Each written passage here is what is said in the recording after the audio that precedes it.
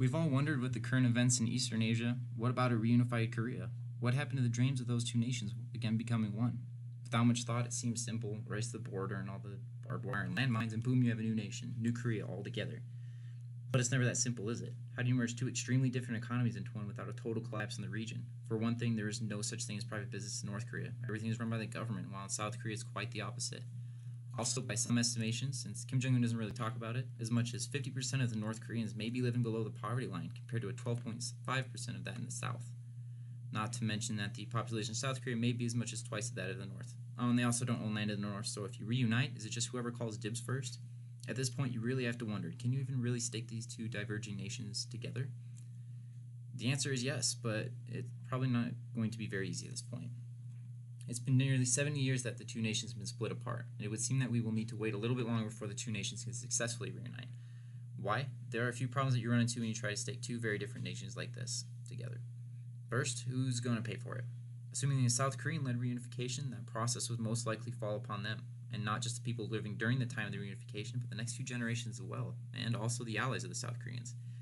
Dr. Alan Auerbach, professor of economics at the University of Berkeley, and his colleague Youngjun Chun of Hanyang University in Seoul found that after Korean unification, a 50.5% increase in the overall tax burden on South Koreans would be required to restore fiscal balance.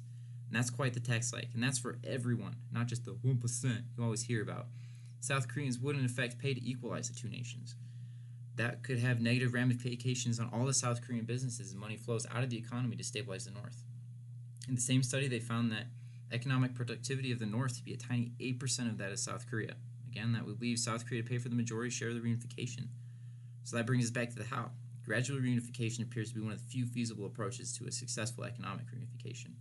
This has a few differing ideas in itself, but the basic idea is to allow North Korea to catch up to South Korea economically before reunification is attempted. And this process can take years before cooperation is able to be met, and the two governments can erase any lines. Embargoes will most likely have to be lifted, trade sanctioned with the North, and the basic economic needs of the people in the North would have to be met, things like food, water, and shelter. Given the history between the two nations, this level of cooperation may be difficult to attain, but it appears the peninsula has few other options. However, should a situation similar to what China in the last 20 years occur, in which more economic freedom is given to the North Korean people, Drs. McKibben and Jung-Hwa Lee, both respected economists, found that the economy of North Korea could rapidly expand by as much as 400% by the year 2040, putting the two nations in a much better place to reunify. They call this process gradual reform and convergence, meaning that the reforms and economic change could lead to a convergence of the two nations in the future. And reunification is not as simple as a one-and-done kind of thing. It could take years, even decades, before the two Koreas are reunified. Perhaps under President Moon Jae-in, whose policies are geared towards coexistence and co-prosperity, a new direction towards gradual reunification can be found for the small peninsula.